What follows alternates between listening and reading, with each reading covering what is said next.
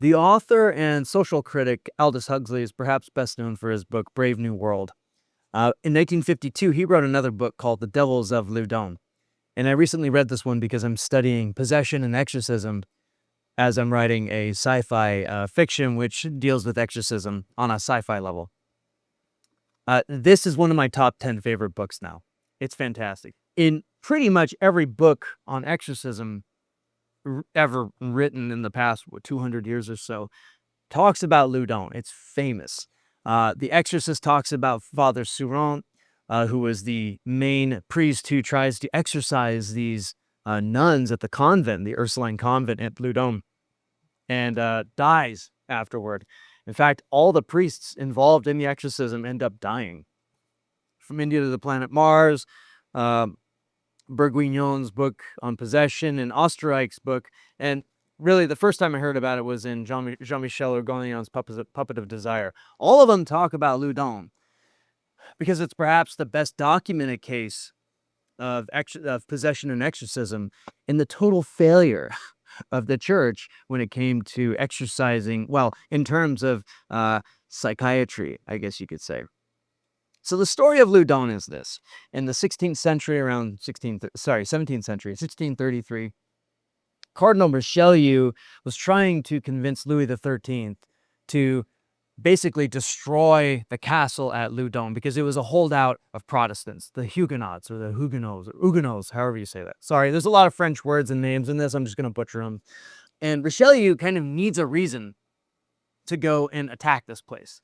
So cut to Urbain Grandier. He was the curé or the parish priest who gets stationed at Loudun. And Grandier is this good-looking guy, and he's just really good with women. And he ends up impregnating a woman, and she has this child, and he forces her to, he refuses to take any ownership of this child. And then there are all these other women who sort of want him in town, and a lot of men hate him in the town. So he earns a lot of enemies in Loudun, including a lawyer. And so the Ursuline convent there is run by Jeanne des Anges, and she starts to have feelings for Grandier, as well as other women at the convent, and one thing leads to another, and essentially they fall into this hysteria, and they start saying that they're demonically possessed, and they start flashing themselves in public, and they're cursing, and they're doing all this crazy stuff. And so priests come in, they try and exorcise the women, they're not able to.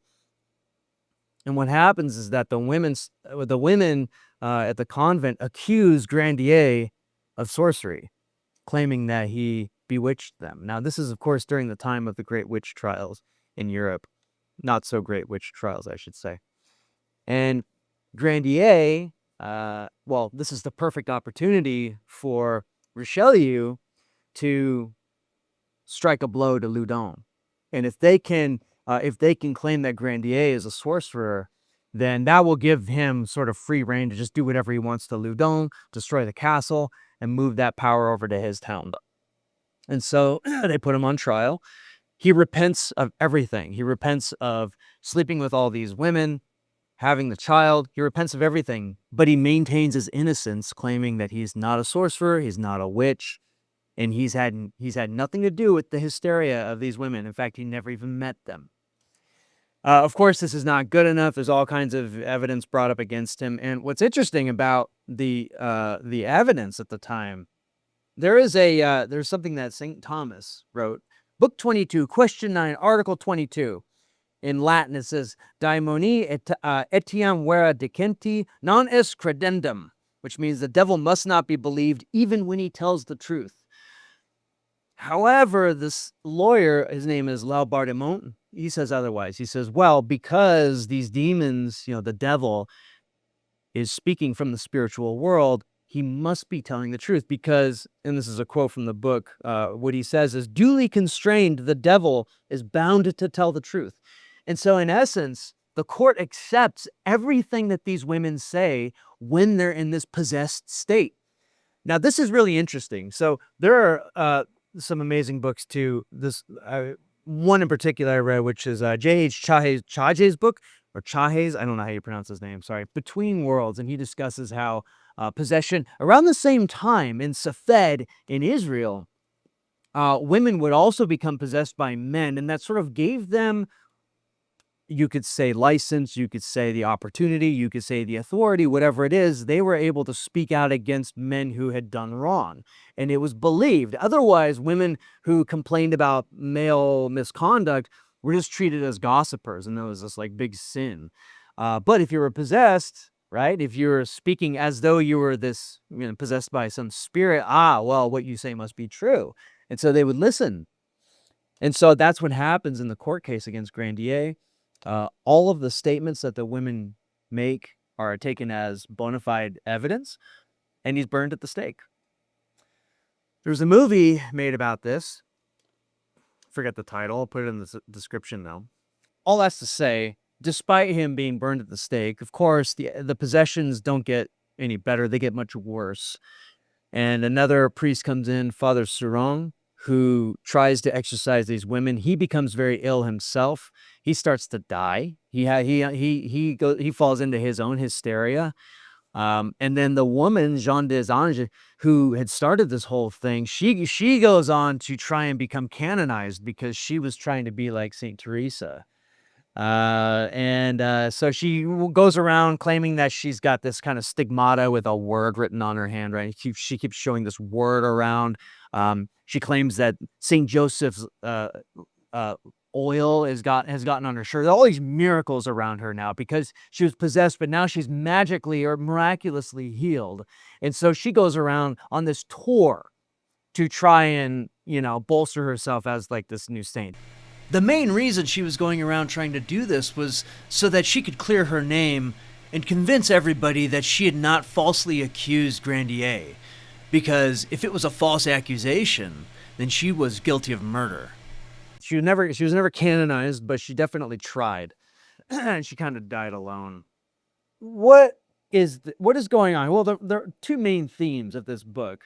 The first one is that, blanket credulity in the early Renaissance era in the 17th century. And this is a really interesting time because you have this sort of, moment when you have people like Descartes and Bacon creating the experimental method. And suddenly the sciences are adopting these new techniques to try and test theories. So all of the old kind of occult magic and superstition that the church believed in, it didn't think that any of this was pagan. It just saw it as this is how the world works, like magnetism, eating arsenic, alchemy, and all of that. And so in the 17th century, that was starting to be questioned. And so this is kind of a tumultuous time for the sciences.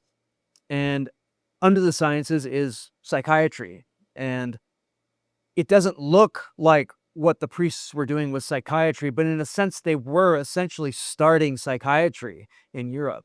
Much like how in Israel, psychiatry was sort of starting in that same century, in the 17th century. And it began with possession and exorcism. The two are very different, by the way. Jewish exorcism versus Christian exorcism are like night and day. They are totally different. Jewish exorcism is like a puzzle, whereas Christian exorcism is like a marathon. It's much more about how long you can endure against the demon. And whereas Jewish exorcism was willing to pull from Arabic or Islamic exorcism and even pagan exorcism to try and find some kind of psychiatric understanding of the reasons for possession. And so at that time, you have kind of a shift in the court system and the value of evidence, how evidence was seen, whether or not somebody's word should just be, somebody should just be taken at their word or not. There's a great book called The Duel and the Oath, Henry Charles Lee. He talks about how, in the 12th, 13th centuries, if you went into court and you said, that man's innocent, and if you got enough people to say that, then they had to accept these, your oath. And eventually they realized like, oh, these people might be lying. And things started changing at that point. It sort of coincides with the 17th century and empiricism. So an innocent man died, innocent of the allegations, the crimes that he was alleged anyway, all because people just believed these women who claimed to be possessed. The other thing that's happening here again is we have early psychiatry, and the psychiatry was moving from at the time moving from possession into the 19th century phenomenon of spiritism and the mediums. And this is a very fascinating time period because it's sort of like the sciences and the clergy were trying to adapt to what new evidence that they had. But there's one more thing that Huxley goes into at the end, which is addiction.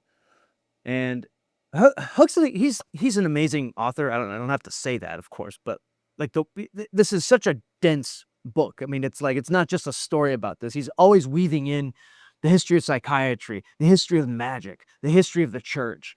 He's always weaving that stuff in. At the end, he talks about addiction.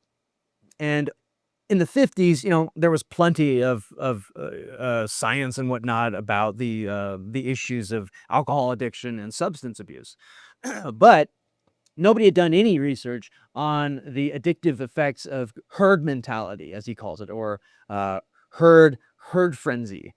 And this is the simple phenomenon that when you get enough people in a room and you whip them up into a frenzy, you can get them to do and believe almost anything if you can get them into a frenzy. So this is one of those instances where herd mentality really took over and it killed an innocent man. It killed thousands of people.